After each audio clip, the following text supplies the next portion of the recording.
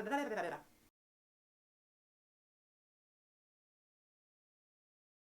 guys, welcome back to my channel. If you're new here, welcome. On this channel we post writing tips, unboxings, book hauls, book reviews and the occasional vlog. And today I have another book review for you, and it is Heart of the Sun Warrior by Lynn.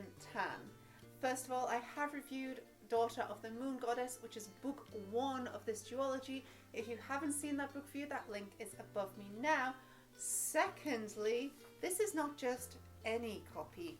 This is a signed first edition from Mr. B's Emporium in Bath, and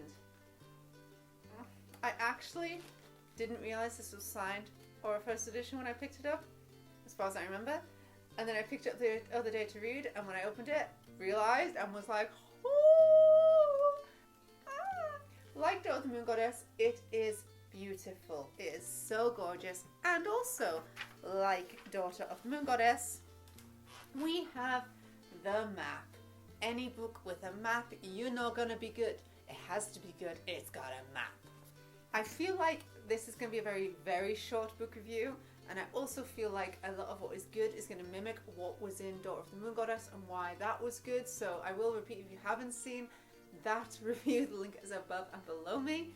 Watch that one, because this is the second in that series. I'm going to try to do this spoiler free. I know for the last 3 book reviews now I've tried to do spoiler free, but it's because there is one major question which runs through both of these books, and all I'm going to say is, are you team Leeway or team Wenzai?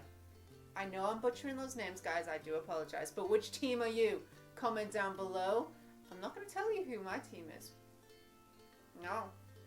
I might comment it, but I don't want to tell, because I don't want to accidentally give any spoilers away with my joyfulness of how good and right I am for guessing. Just saying. Anyway, as always with my book reviews, I'll read you guys the blurb first. Book 2 in the best-selling Celestial Kingdom duology. An unspeakable terror is sweeping across the realm as the Celestial Emperor tightens his grip on power.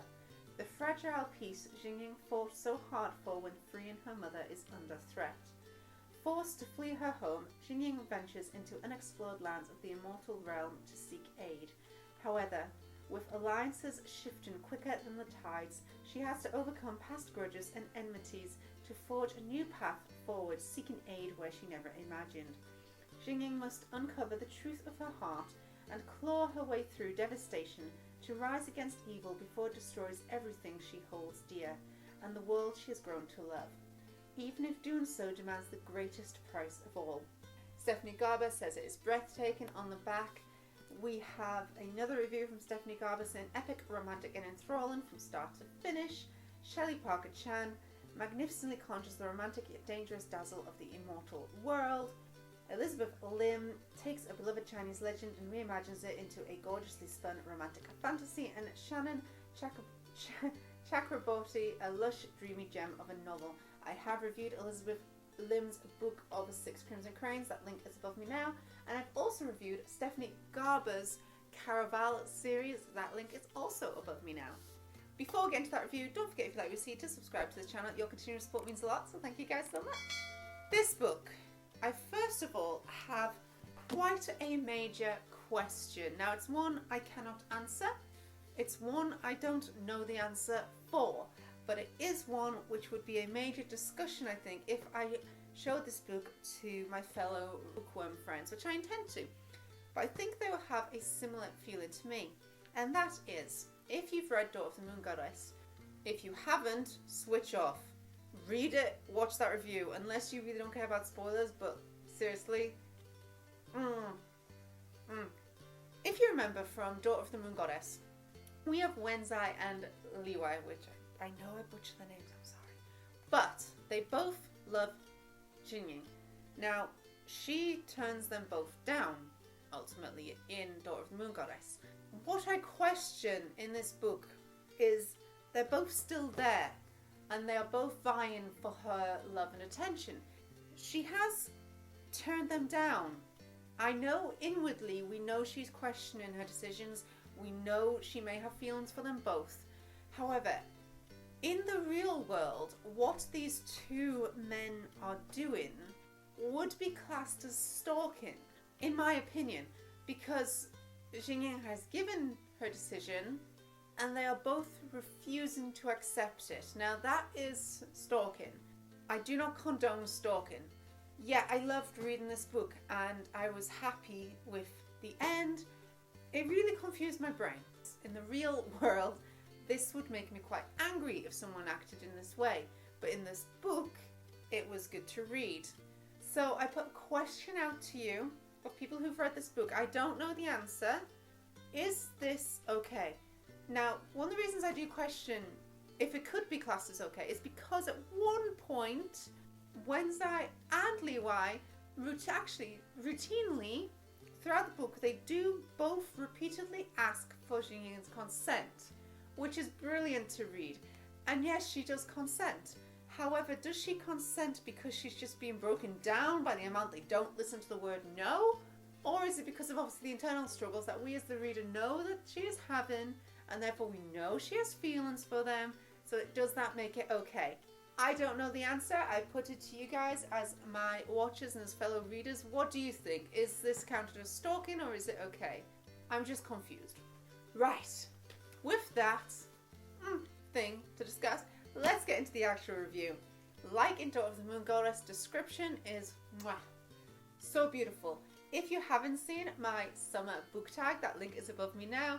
I say in that I would love to go to the immortal realm from the Daughter of the Moon Goddess, just because of how beautiful it sounds. It is such an amazing place. Gorgeous. It's just as beautiful in this, and more beautiful because you see other cities, which is great. Fantastic character development, and as always, we are really in the characters' minds. We get a lot of internal dialogue from Xingying. We really know her thought process. We know what's going on. We can see the struggle, and it's really, really good. There are battles. I think it's fast-paced. I have read reviews of people saying it's not quite as fast-paced as Daughter of the Moon Goddess, or quite as epic, shall we say. There's less battles. However, I feel the battles that are in it are just as epic, and ultimately the overall risk is far greater. I was apprehensive for the end. I'm not going to tell you why, but I was weary. As I was reading it, I was like,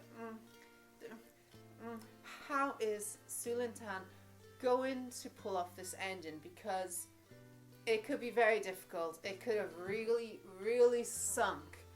For me, it didn't. She pulled it off. I loved the ending. It felt rewarding.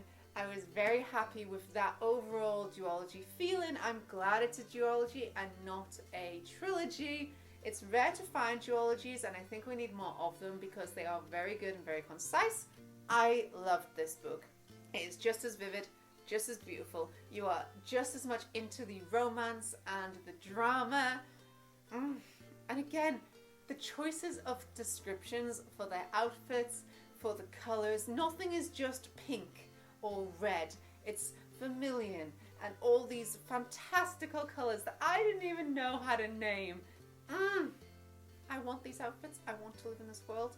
It's so peaceful, and so I say peaceful. It's not peaceful. This book is not peaceful. However, I absolutely adore it. It's a very short book for you because it is a YA and it's very fast-paced for me. I couldn't pick out any quotes. I was too busy reading it. I'm sorry. I am a bad booktuber. I apologize. I failed you. I enjoyed it too much to write things down, and I just read it. I just ingested it. It's in me now. I loved it. Apologies. However, it made me do that. So if the book makes me not get any quotes for you guys and makes me just want to read it, you do find there's a lot with YAs that I read because they are fast-paced, because they are written to be digestible. I get a lot less quotes from them than I do from adult books. They have a lot more prose that you want to remember and write down. These don't, because they are written to be palatable and extremely so in this case. So you know what it's going to be, guys. It's a 10 out of 10 from me. I adored it. Read Daughter of the Moon Goddess, then read this. Su Lin Tan is a fantastic writer. I can't wait to see what they write next. I absolutely adored it. And I love how it's equal. There are so many female warriors. No one cares. They're lesbian couples, gay couples. No one cares who's sleeping with who unless you're royalty. No one minds where you're living unless you're royalty. No one cares if you're fighting unless you're royalty, which I just love. Answer my question though, Wednesday or Leeway? Which team are you guys on? But thank you guys so much for watching. I hope you like what you see. If you like this video, don't forget to subscribe to this channel. If you'd like to see as soon as I upload, click that little bell down below. You can also follow me on Instagram, Facebook and Tumblr. I post your own bookish pictures as well as my writing tips and unboxings on there. And thanks for watching, guys. Bye!